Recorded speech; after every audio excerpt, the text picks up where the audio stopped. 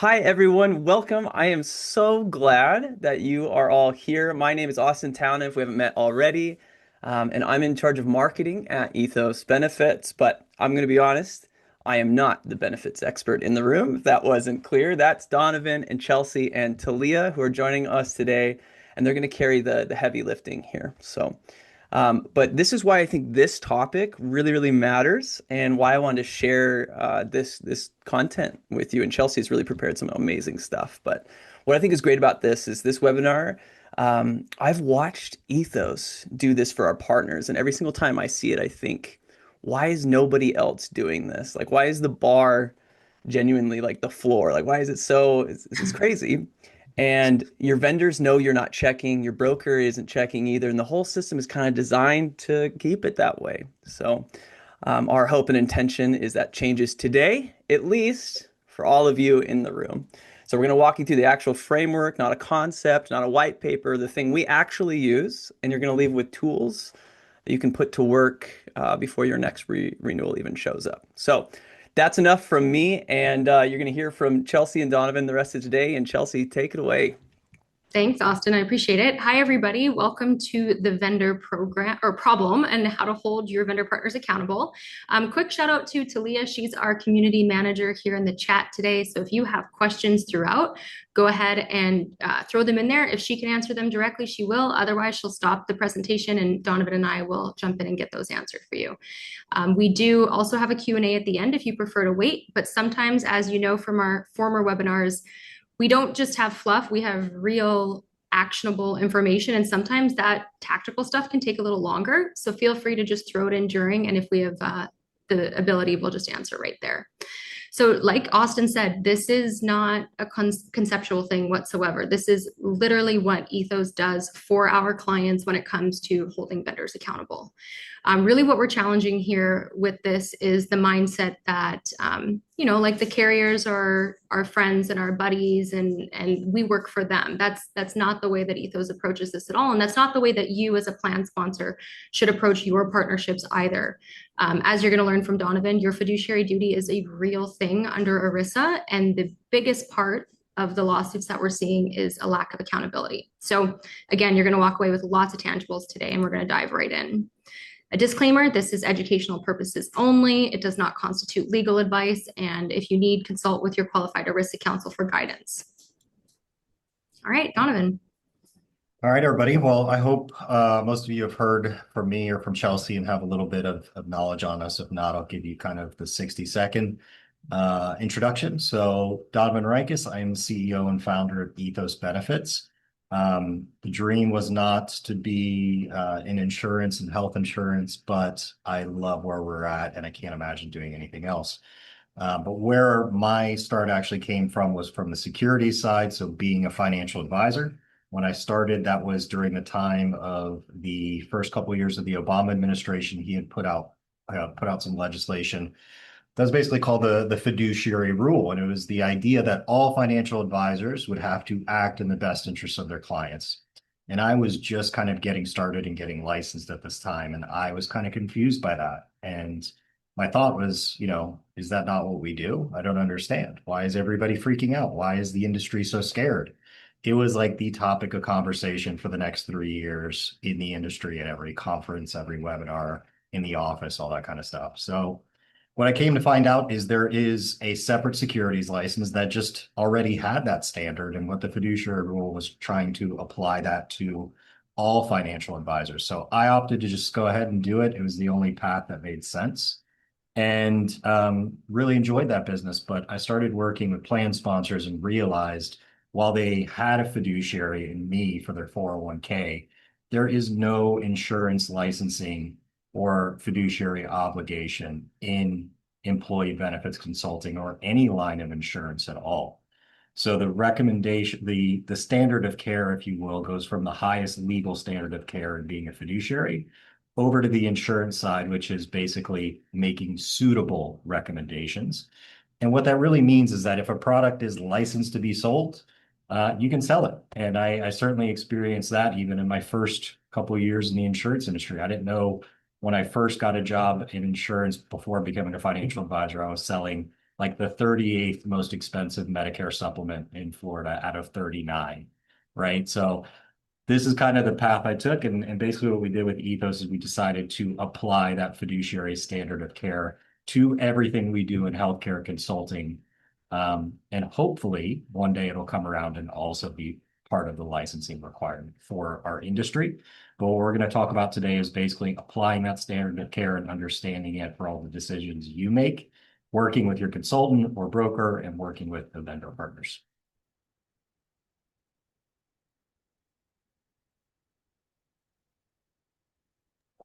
Looks like you're muted there, Chels. Chelsea. Wow, I feel like it's been like 4 years since I've made that mistake, but here we are.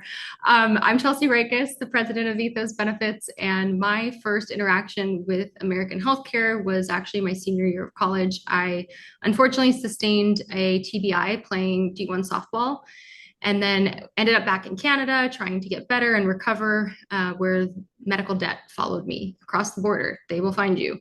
And that was kind of my first experience of just how corrupt and hard the system is to navigate. And that's what my personal fuel is.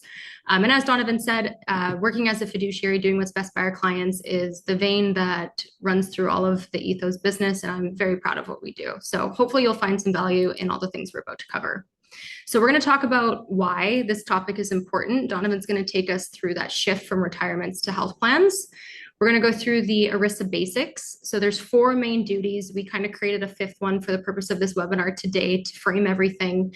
Then we're actually going to go into the Ethos fiduciary framework. That is the proprietary system that Ethos has created to evaluate vendors, and really give plan sponsors that documentation process they need to fulfill their fiduciary responsibilities. We're going to talk about what does this look like in practice? How are we actually doing this with our clients on a monthly, quarterly, even daily basis sometimes? Then we're going to dive into some sample contract language. We're going to look at some problems, and then we're going to recommend a couple things that you should put into every single contract that you possibly can. And then at the end, we're just going to recap and talk through any questions you have. All right, Donovan, take us through why this matters. So why this matters? So when I met Chelsea, we started actually working in the business together. We are married now, but we actually were just kind of working together on cases together. Prior to that, what I told her is healthcare lawsuits are coming, and it's because I saw all the 401k lawsuits and I was helping plan sponsors kind of navigate that. But after I actually did my first healthcare plan, the amount of kind of fraud, waste, and abuse in the healthcare system, there's just no comparable, right? You know, a typical 401k lawsuit might be 25 basis points, and then my first healthcare plan was a 40% differential from what that company had. So ERISA 1974, I think everybody on the plan understands that from their 401k.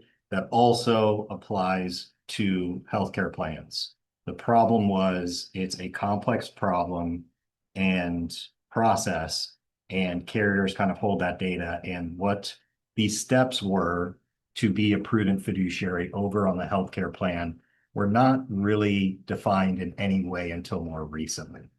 And that is on 2021, the Consolidated Appropriations Act, which we still see the majority of plan sponsors not really executing appropriately. Maybe they're kind of getting the box checked, but they're not getting the impact from it. The important thing to know about the CAA of 2021 is it laid out 3 main things that can help benefit the plan. So these are not compliance functions for the sake of compliance and being another, thing that you have to do. It really educates and shows plan sponsors the way forward and the way to make better decisions by providing them with that data and transparency and allowing them to understand the process and make better decisions moving forward.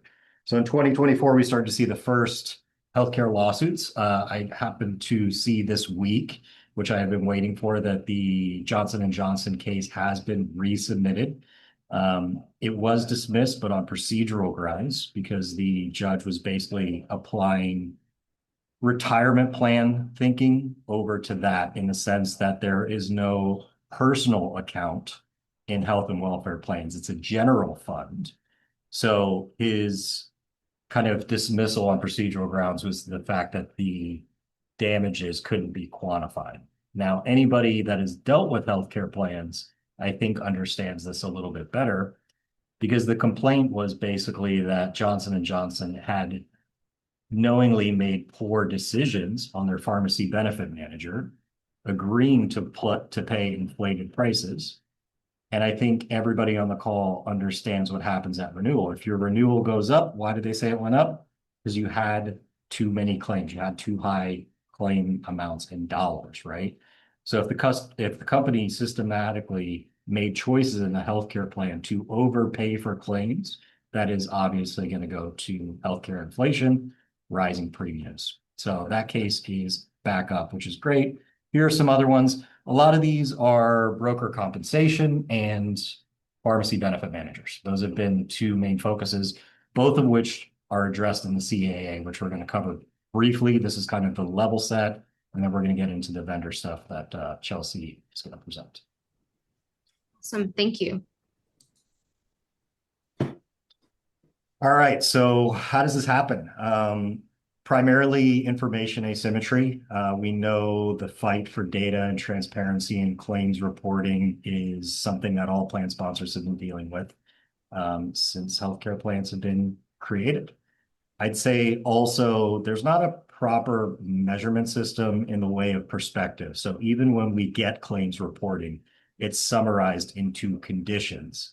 And that doesn't really mean a whole lot. What we really need to understand is, where did the cost for that procedure fall in a spectrum of what that hospital is charging, of what your state is charging, of what your zip code is charging to get the same procedure done. I think every American knows that if you go into a hospital, if we send 5 people in the hospital with the same condition, but give them 5 insurance cards, they will leave with 5 different bills, right? They're all going to pay something different. So it's not a function of quality or condition. It's really an agreement with the insurance company on what that billed amount is going to be. So that's kind of the perspective that all plan sponsors actually need to understand what's going on. Same goes with the annual renewal. A little bit of blindness on what's going on. I think the most shocking thing when I started the industry is the first thing you do as a financial advisor is you're going to look historically at plan performance, and then you're going to look forward and look at their retirement date. How much do they need to retire? How much money are they going to have? What changes do we need to make? I don't think any plan sponsor has ever had a broker or consultant go to them and say, here's your 5-year trend, right? Isn't it great? Since we've been working together, you're averaging 22% year over year, right? Nobody wants to show that information because it is never going to be positive. I think having that perspective really allows plan sponsors to understand their costs and understand how quickly they need to move to fix this healthcare problem. Because it's not really a matter of if, it's just a matter of when, or when will you get hit with that large double digit that you'll really be scrambling to fix.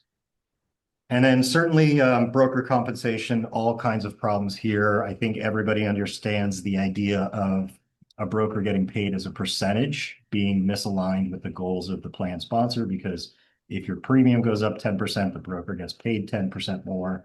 It's certainly not going to motivate them to understand the market, look for new solutions, and work kind of faithfully for the plan sponsor. I want to share a really quick story. So sometimes I feel like plan sponsors think like if they're self-funded, that they inherently are getting better claims data, that their broker is working on their side. And it's like potentially the narrative in the industry sometimes is like the carrier is the big bad wolf, but if you're self-funded, you're fine. And that's not necessarily the case. So as an example, I had a conversation today. Ethos is hiring. It's super exciting. But talking to a lot of people with a lot of different experience within the industry, specifically with self-funding. And, there is a conversation around Ethos holds vendors accountable. This is what this looks like in real time, in real practice. And the person was responding with, well, I think it's more important that you only market to, 1 or 2 vendors and you really nurture that carrier relationship. And well, how do you make money if there's not commission on stop loss or per script fill fees? And so fundamentally, if you're on this webinar and you're like, oh, I'm self-funded, I'm probably good, you may not be, is my point. It's not just fully insured versus self-funded. It truly is the incentives. So how are the people that are serving you getting paid? And are they getting paid to work in your best interest or not?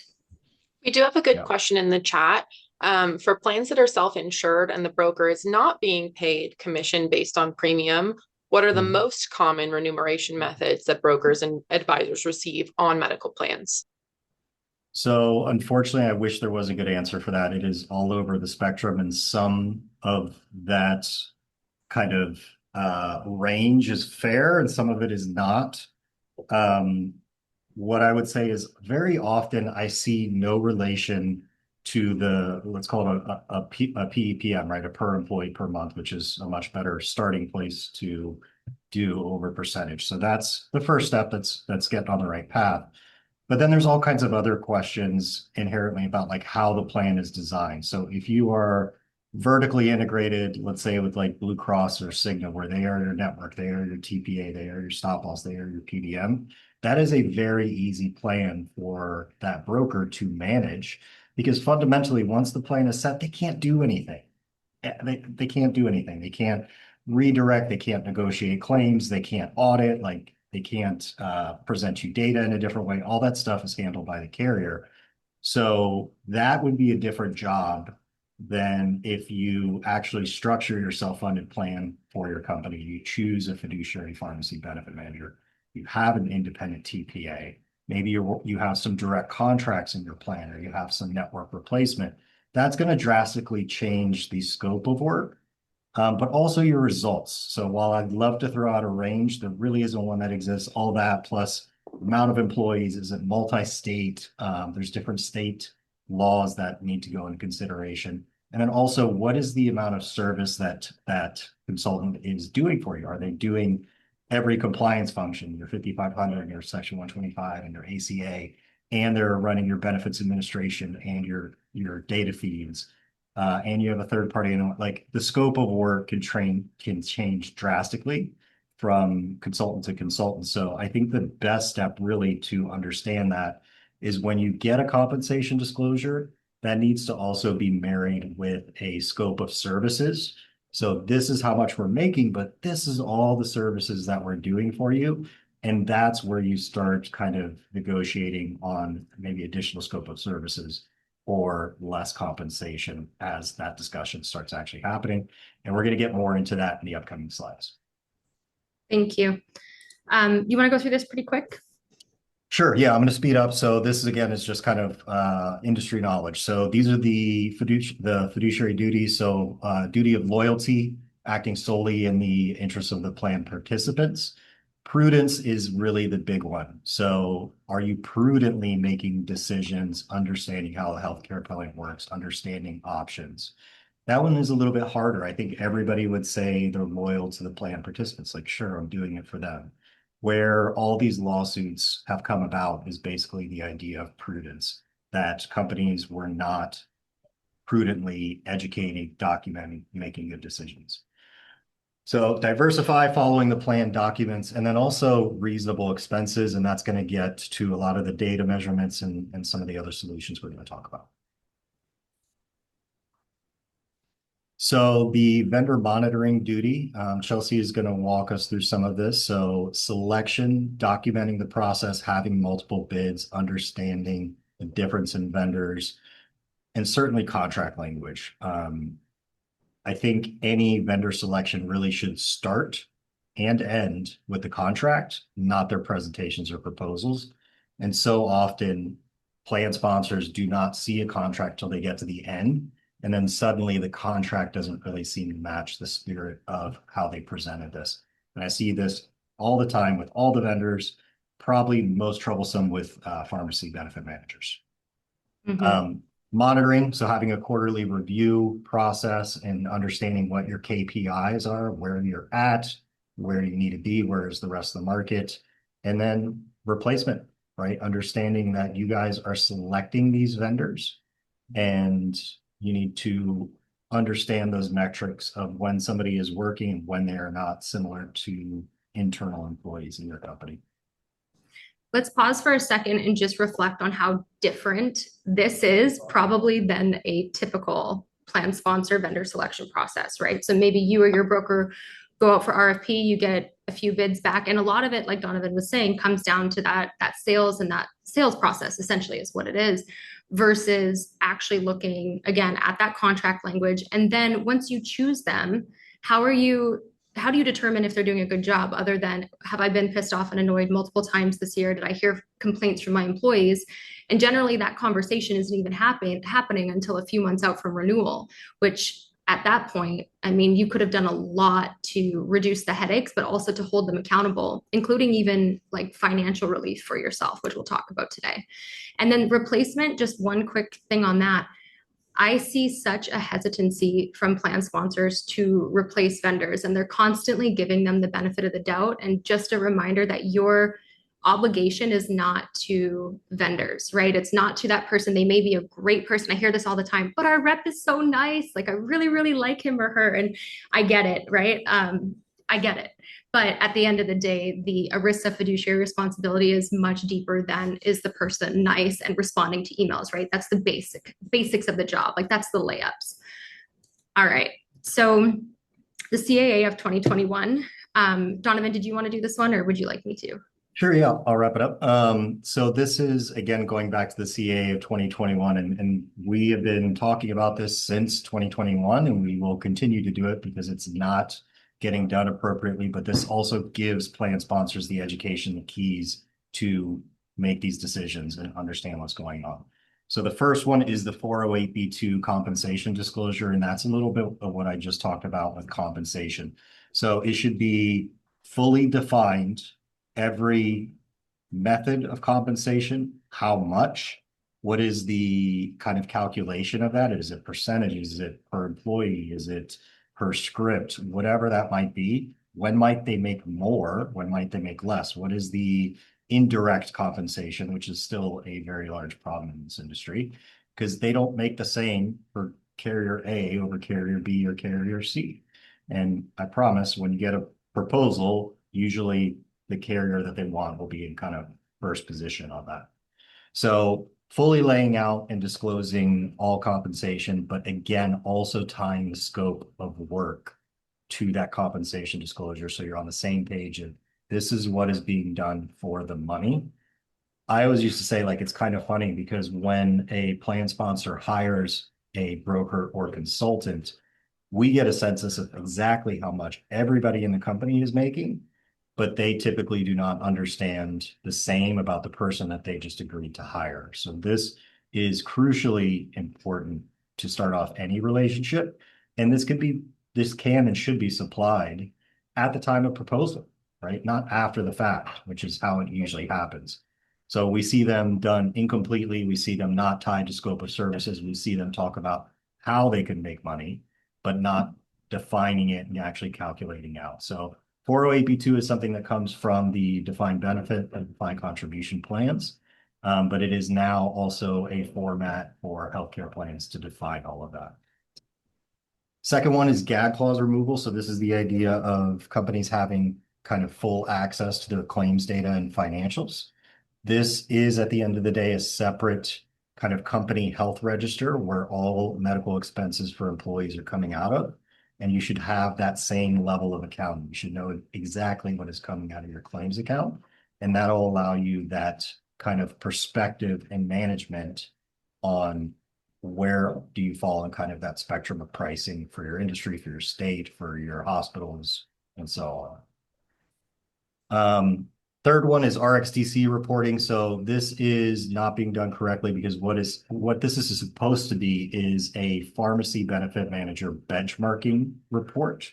And what has happened is PBMs are saying, don't worry, I did your RxDC reporting for you and I submitted it. And that is not something that a plan sponsor can pass off to any vendor. They can have them file it, but they do need to have access to that report. They do need to understand it. It is meant to benchmark your top 50 drugs. And what it has turned into is PBMs benchmarking themselves and leaving plan sponsors out of the conversation entirely, which goes against the spirit of the law. So if you have that report, you will be motivated, educated, understanding of your PBM problem and know how to fix that. Last one is mental health parity. This is just really making sure that mental health benefits are covered at the same level as medical claims and benefits. It's important to do. This is not so much going to give you keys to understanding how things work, but it is an important part of the CAA.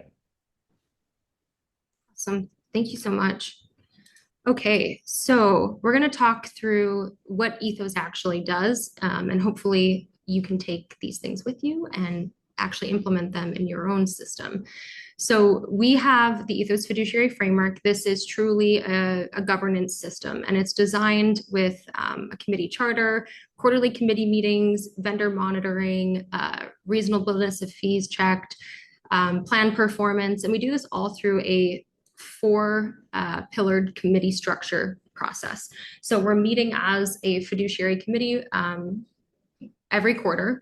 And then we actually have a portal online that we use, the software that we use, where we're documenting all of that in there. But it's less about the portal, and it's more about the educational process that's happening with the advising through the committee process. So we've obviously, like I said, the committee charter is super important. If you don't already have one for your benefits committee, I highly recommend that you create one. You want to have that quarterly, at least quarterly cadence, and a standardized agenda. And I'm going to actually show you a sample agenda of what we review every single quarterly meeting. And that vendor performance, being that that's what we're talking about today, you'll see that that is included on every single meeting. Documented decisions. So it's not about choosing the cheapest carrier, right? Or the cheapest PBM. It's about showing your prudence. Why did I make the decisions that I made? Why is this what's best for our employees versus something that might be more cost effective? Documenting that rationale is incredibly, incredibly important, and literally do it in writing. Create a fiduciary file if you don't have the kind of system that we have in place. Just create a fiduciary file and start adding things to it. And then here are the vendor scorecards, which we're going to dive into really deeply. So this is a sample agenda for our quarterly meetings here. So we have the call to order, we have the minutes happening, plan performance review. So every single time with the committee, we are talking through a financial review of how the medical is performing, how's our RX doing, how are our large claims, what is utilization like? And while we're going through that plan performance review, we're talking about, hey, in the future, if you had something else, let's say you had direct contracting in place for imaging, or we had centers of excellence, or we have direct primary care, or we have a fiduciary PBM, all the things that they're interested in kind of graduating to, we can talk about how those claims would have performed under that model. That is the educational process of showing and documenting that we're learning. We're trying to explore something other than what's just right in front of us all the time. The vendor monitoring, you're going to see that here in a second. Compliance check. Every single meeting, we're talking about compliance that just happened or any upcoming compliance and how we're looking on that. And then strategic initiatives. Do we need to go out for RFP this year? Education, like I said, on those future solutions, new vendor evaluations, and potential plan design changes. It's important to note that under ERISA, you should have this level of documentation for 7 years on file. And again, it's just this defensible record that is so, so, so important. So what does it actually look like in practice for us to hold vendors accountable? A couple things. Like Donovan alluded to earlier, it starts with stringent procurement. We literally have a 60-point procurement guide when we're selecting a vendor on behalf of our plan sponsors, or we're going out to bid and reviewing a bunch of them. We put those vendors through quite the process to be able to prove that they are worthy of winning that bid, right? So choosing the right vendor to begin with, it's like anything else in life, right? If you just do it right the first time, how much easier is everything else? So like he said, a sample contract is an absolute must. You need to see that before you pick your finalists. Reference calls with current and former clients. Former clients is the really interesting one on the vendor side. You want to make sure you're doing a review of any active litigation and regulatory action reviews. Proof of insurance, E&O, cyber. The other day, I met with a prospect who told me that one of the vendors in their health plan they were working with wasn't even appointed in their state, and it ended up being a giant problem, which is crazy to me. It's like, how was that not checked? And then written conflict of interest disclosures. This one I've seen over and over again. Oh, well, our TPA is telling us that we have to work with this PBM, or our broker is saying we have to work with this stop loss consortium. Whoa, time out. As soon as you're being told you have to do something, that should be your first cue to say, I wonder if there's any sort of conflicts of interest here. And generally there will be. And actually getting these vendors to agree to fill out written conflict of interest disclosures. Do they have shared ownership in the PBM that they're recommending, et cetera? Step 2 is that monitoring. That's what you have to prove you're doing under ERISA. So we do this a few different ways. We have monthly Ethos experience calls, and that's with the account management team at Ethos and the plan sponsor. If a vendor is underperforming, they get invited to those calls, and those become accountability check-in calls. And sometimes, depending on the size of the client, those are happening on a weekly basis, especially if the vendor is underperforming. We will be meeting with them every single week to make sure that they're doing the things they need to do to get back on track. And then again, those quarterly fiduciary committee calls. What this does, by having this proactive guaranteed cadence, we catch things before they're a problem, before it blows up, before members are upset, before the CEO's wife is upset. Like, we catch it early so that we're able to, again, hold them accountable in a respectful but strong way. And then the annual vendor summit. This is something that we've done in person. This is something that we've done virtually. But basically, especially if you have a more complex plan, getting everybody together in one room, identifying what are the points of friction, where do some of these solutions sort of overlap? And if we have somebody at that intersection, where do we point them and why? What's best for the plan? What's best for the member? And then my favorite part about this is getting the vendors to actually pick their own KPIs. Because think about it, even when you're all HR, a lot of you, right? How do you motivate people? It's an ownership conversation usually, right? Like, make it somebody else's idea, let them be involved in the decision making, and there's that internal ownership. The same is true with vendors.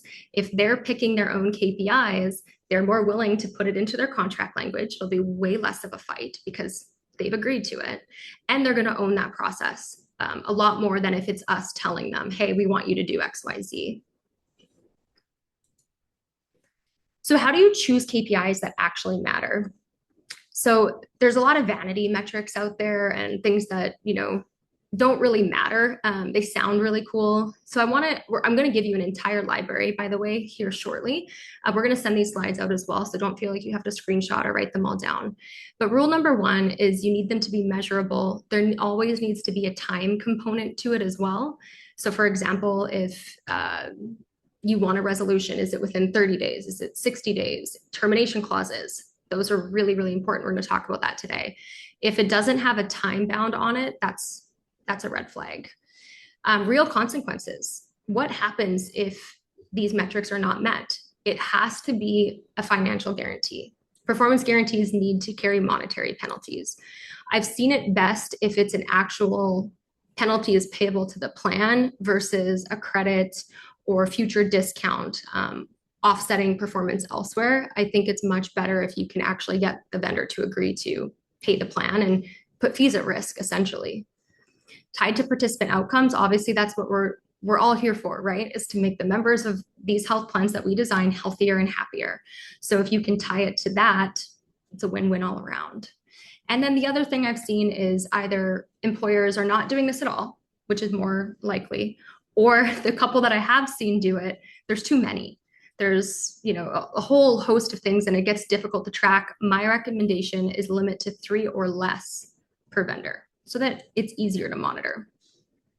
Here's an actual scorecard. So I removed the vendors and instead put the category that they fall in. And this is actually from a vendor summit that we hosted last fall. And we brought all of these vendors together in one room with the plan sponsor, and we had them pick their own KPIs while we were all together. And this is what they came up with.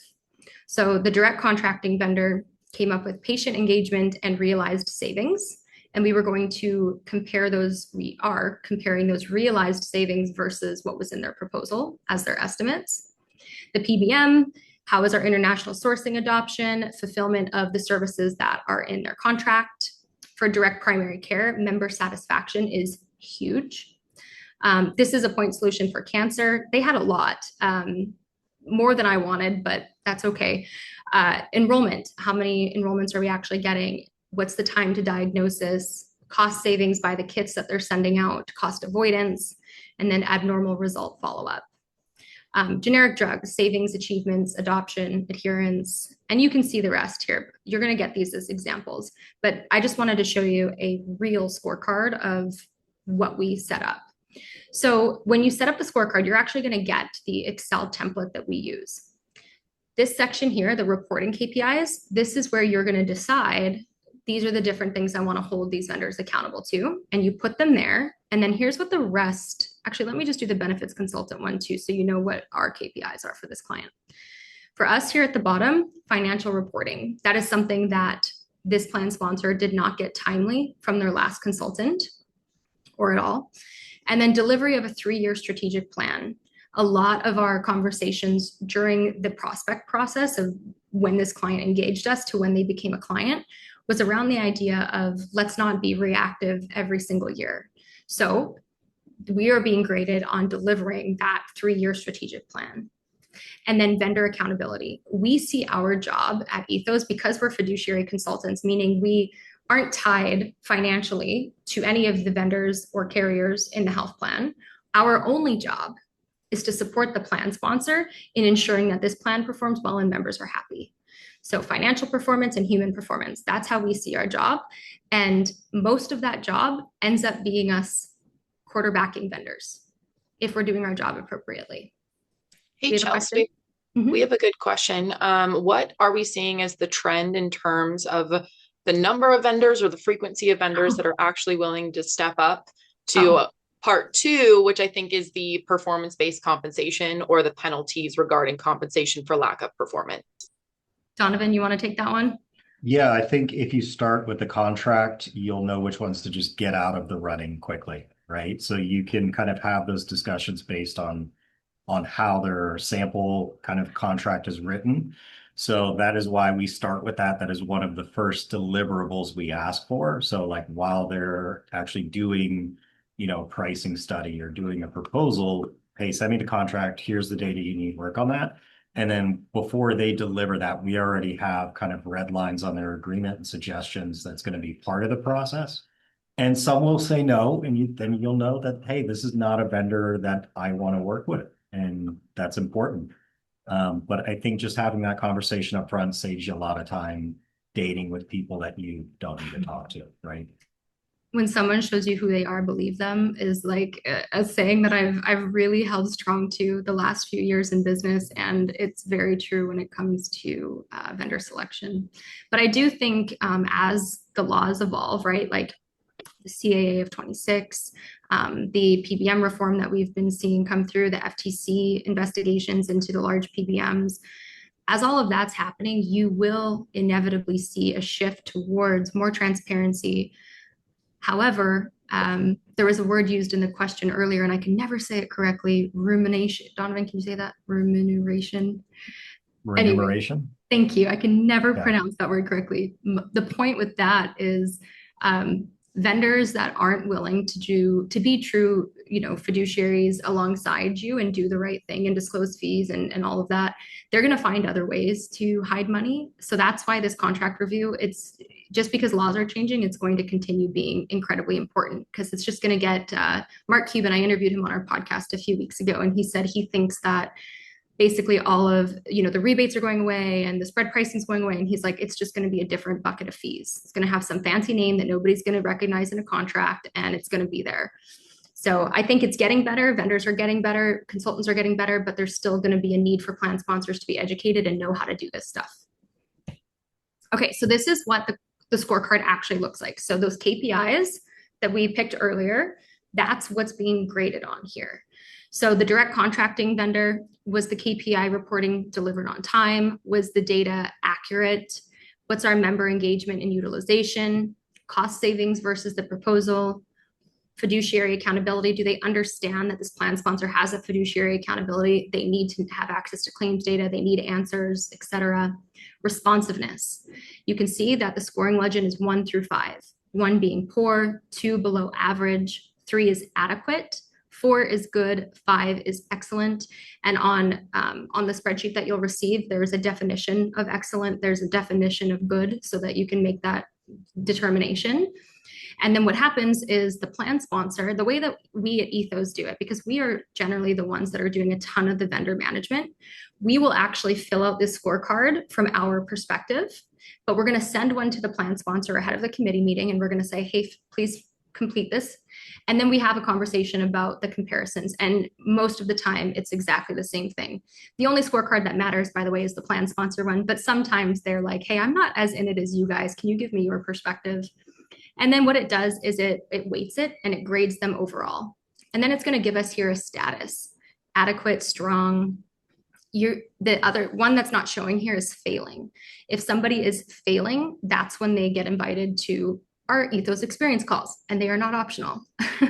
And that's also when they're in this adequate category, that's when we're really keeping an eye on them. That's when we're going back to review the contract and we're seeing, okay, is there anything else that we need to do here to hold them more accountable?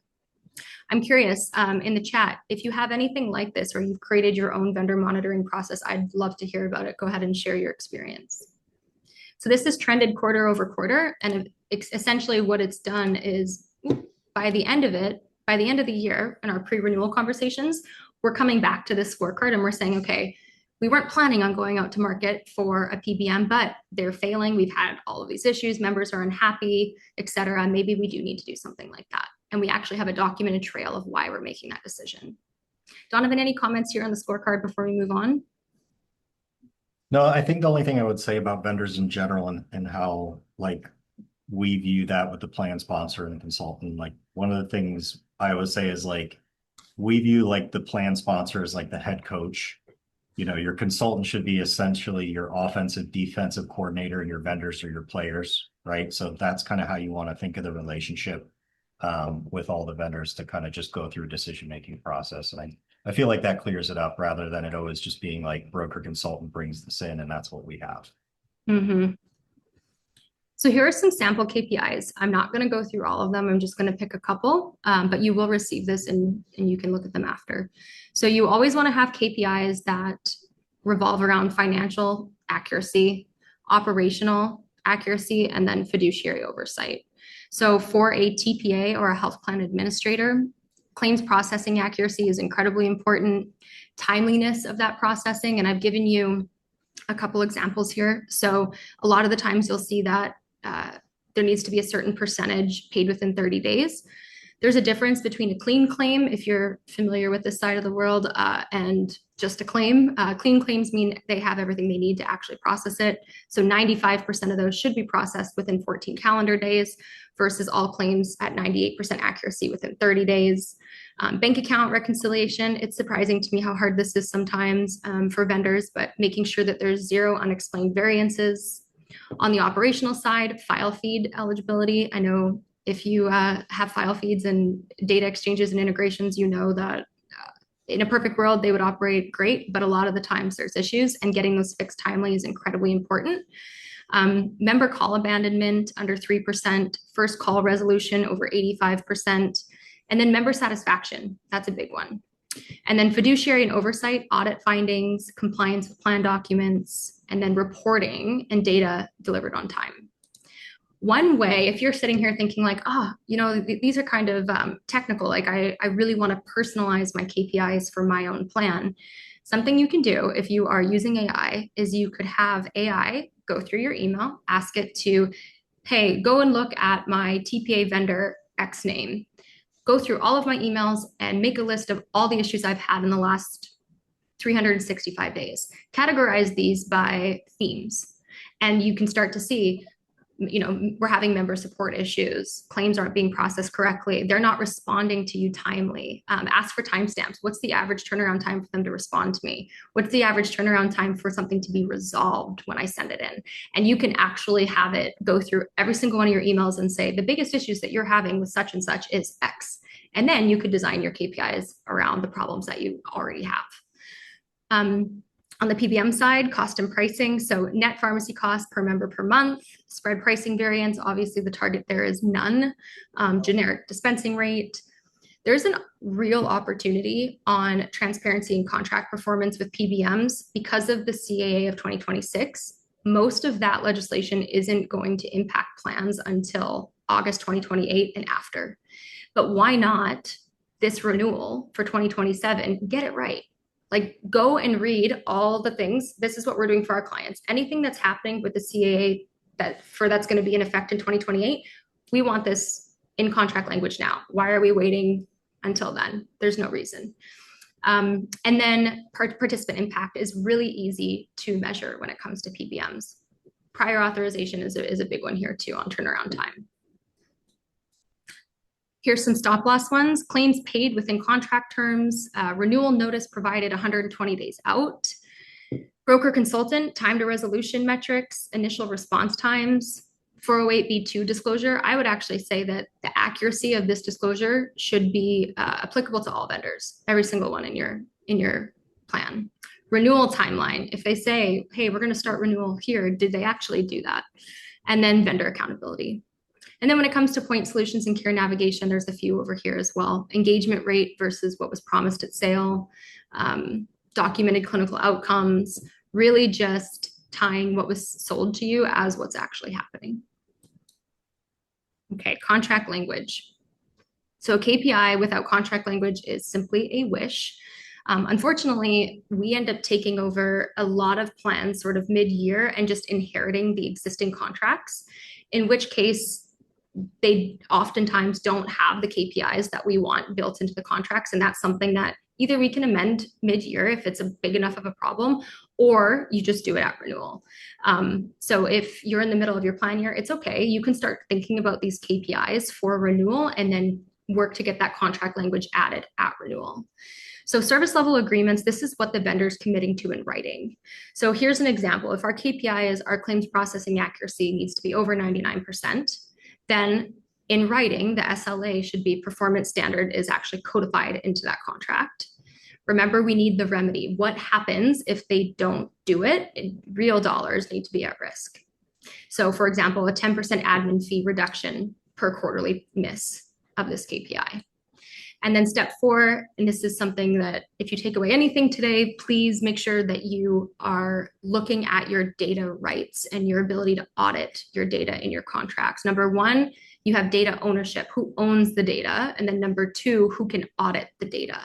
Those are 2 different things, both to do with data, and you want to have full rights on both.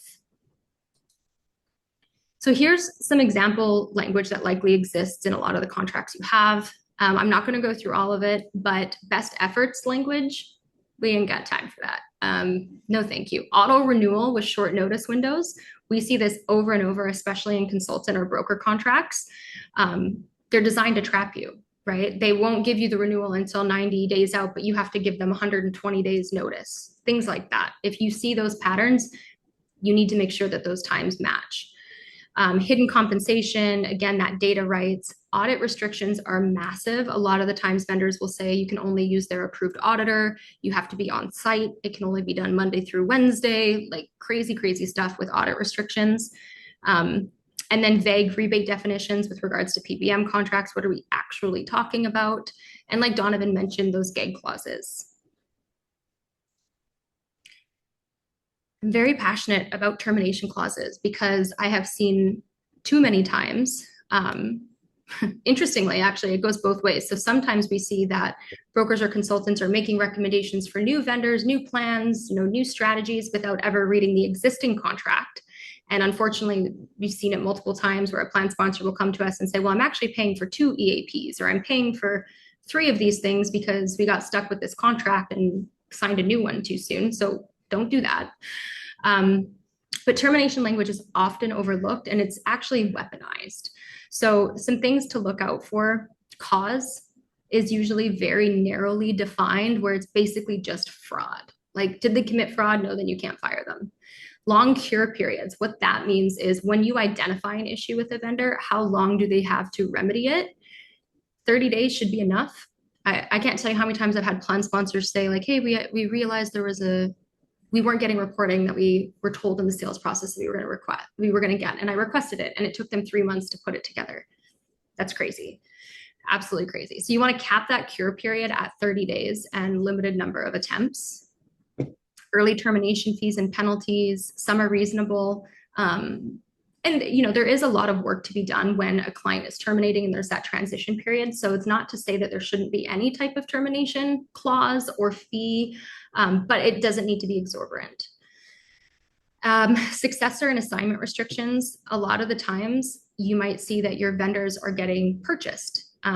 We see this a lot. A vendor is either taking on money or they're positioning for a sale and they slim down on their service side. And then all of a sudden we're having all these issues with this vendor and we can't figure out why. And it's like, oh, they're positioning for a sale and trying to lower their expenses ultimately. If that sale happens, there needs to be something in the contract that says like, we have the ability to continue this relationship or not. We're not just inherited with that decision.